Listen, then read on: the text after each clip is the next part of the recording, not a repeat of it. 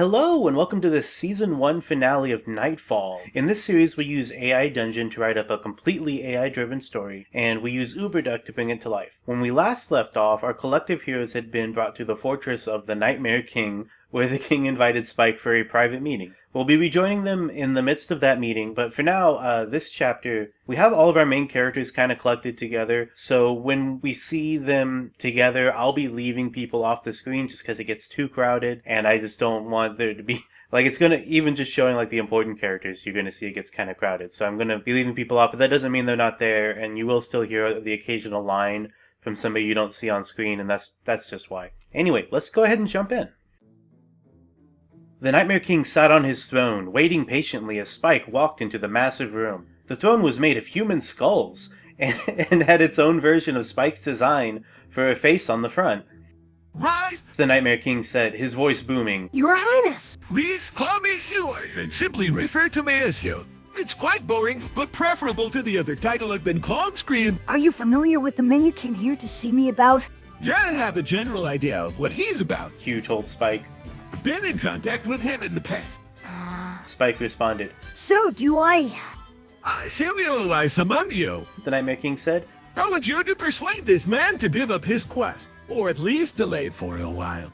I need him to give up the quest. Spike said. Or at the very least, make it unnecessary. I see. The Nightmare King said. Well, you'll need to think up a good argument then. I can do that. Spike said. So can he. Oh, you've done this before. A long time ago. Spike said. It involved a princess. I can't remember which one. Do you remember what the argument was? It was over a girl, and we were told to convince her that she wasn't in love with someone else's boyfriend. Spike said. I was also given an amulet. Give it here then. Spike handed the amulet to the Nightmare King, who held it in his hand. I don't remember this one having a power such as this. It doesn't. Spike said. And it functions in the same way as the one you gave the first Nightmare Man. Yes, it does. Spike said. Yes, I do remember that one. It was rather amusing when that happened to it. It did? Spike asked, surprised that his amulet caused such a thing. He was screaming for his mother, and then he got in his head that his dog was laughing at him. The Nightmare King explained. It made for an entertaining 3 days. Yes, I suppose it was. Spike said. I think it will. Good luck, Spike. Spike nodded and turned to leave the room before he felt something on his back. He looked up to find that the Nightmare King had grabbed him and put the amulet on him. Put out your hand. The Nightmare King commanded. Spike responded, confused. Put your hand out, and I'll put this on. It's rather simple. Spike did as he was told and lifted his hand up. The Nightmare King grabbed it and slammed it onto the amulet, which stuck to his skin and body like a second skin. You'll be able to get around the castle rather easy. Just go through the doors you pass, and you'll be there. Have fun, Spike. Okay. Spike said, slightly confused. Thanks. Spike turned and walked out of the room.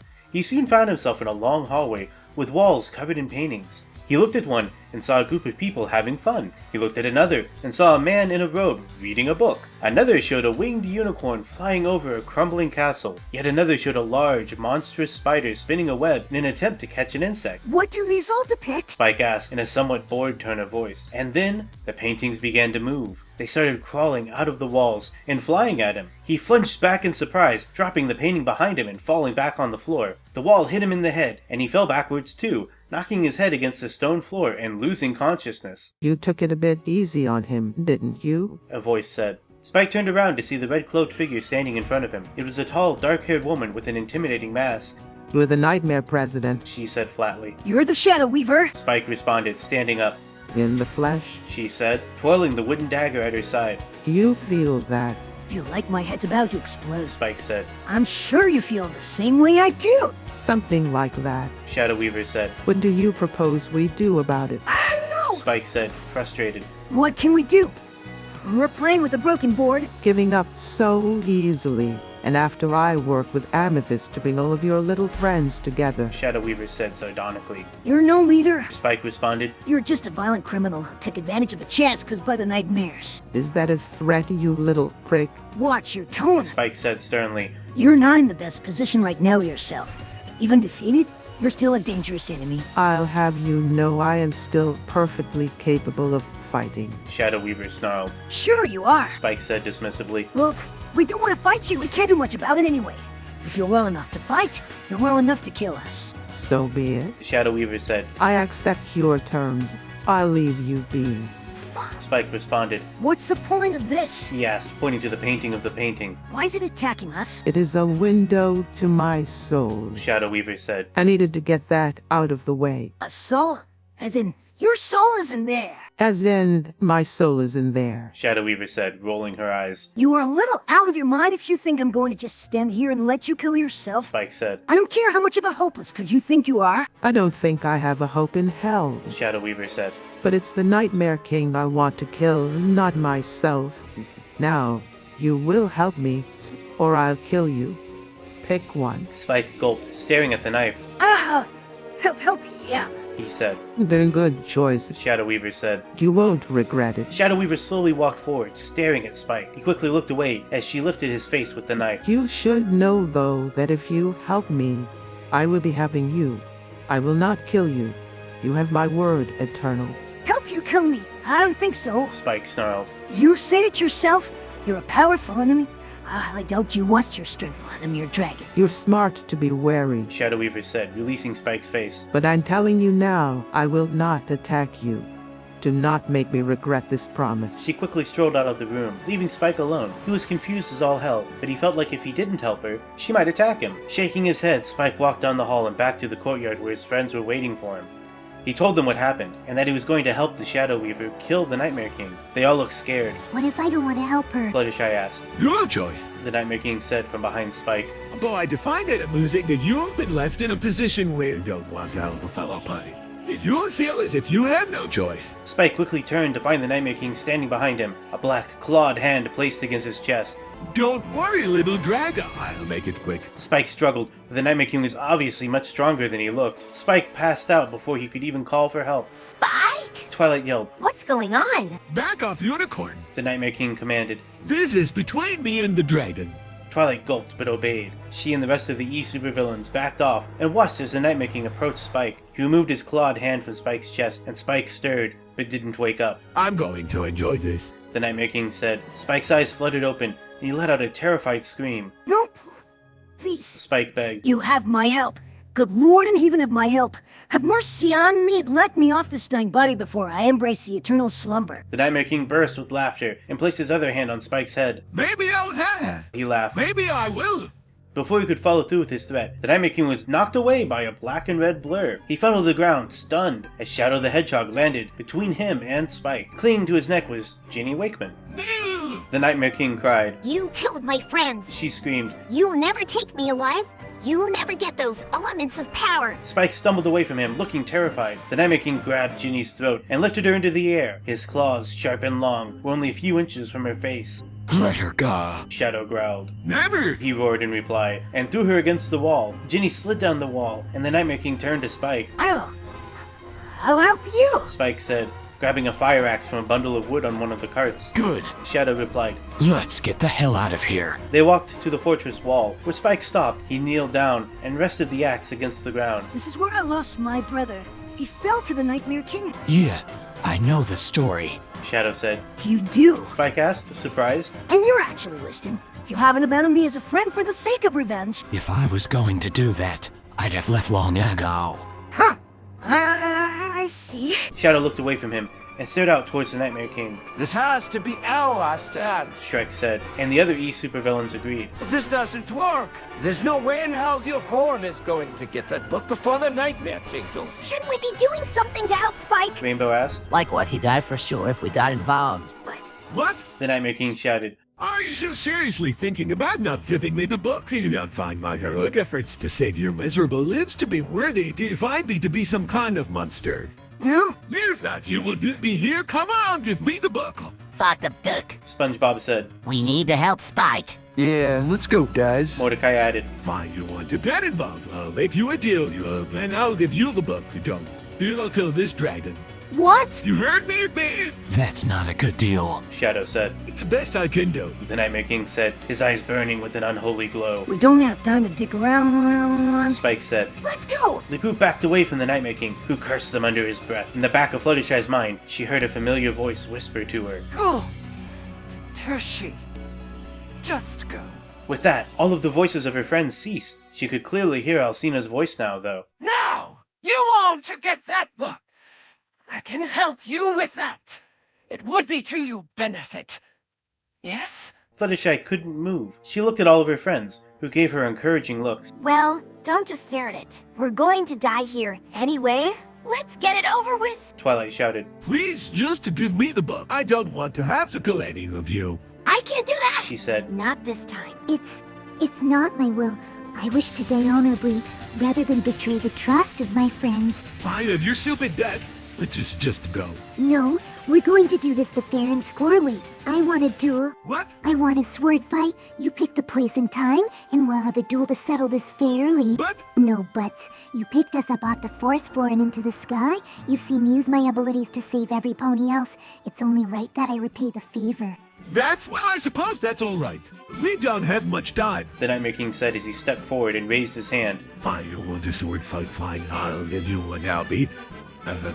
Before the Nightmare King could complete his sentence, a long, lacerating cut appeared across his midsection, and he collapsed to the ground. The Nightmare King desperately grabbed at his wounded area, growling in anger. It's not fair, I'm the Nightmare King. Sorry. Spike said as he raised his sword up. Spike didn't really want to hurt the Nightmare King, but the other alternative was just too terrifying. He didn't know why, but he was sure that Fluttershy knew. Wait, Spike, don't... Fluttershy shouted as she ran into the battle. She wasn't really supposed to be there, and Spike had no idea why she was, but he couldn't bear to look as she cut the Nightmare King down. No, Fluttershy. No. Spike shouted as he charged into the battle. He had no idea what exactly he'd do in the heat of battle, but he had to do something. A large, shadowy claw grabbed him, and he found himself staring down at the Nightmare King. We'll do this the easy way. Here, give us the babies. What? Spike asked. Give us the babies, or I kill your friend there. What do you want with my friends? Spike asked, struggling to get out of the Nightmare King's grasp. I want them to be my slaves. Ponies seem to think they're immortal. They're not. If you leave them up, we'll make it quick. Spike knew that the Nightmare King was referring to his dragon babies. As far as he knew, they were still in their dragon forms. If he gave up his babies, it would be like giving hostages. The Nightmare King, huh? You think you're really smart, don't you? Spike asked. I am.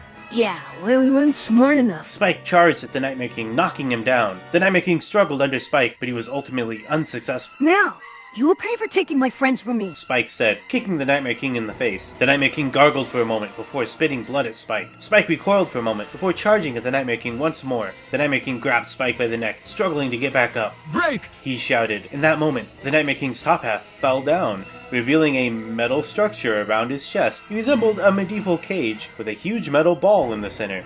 He was trapped by himself. Let him go. Spike turned to see Fluttershy standing there. She had used her magic to free the Nightmare King. Fine, end your stupid trial. The Nightmare King grunted. With that, the Nightmare King let Spike go and collapsed. Spike immediately ran to Fluttershy's side. Are you okay? He asked. Yeah, I'm fine.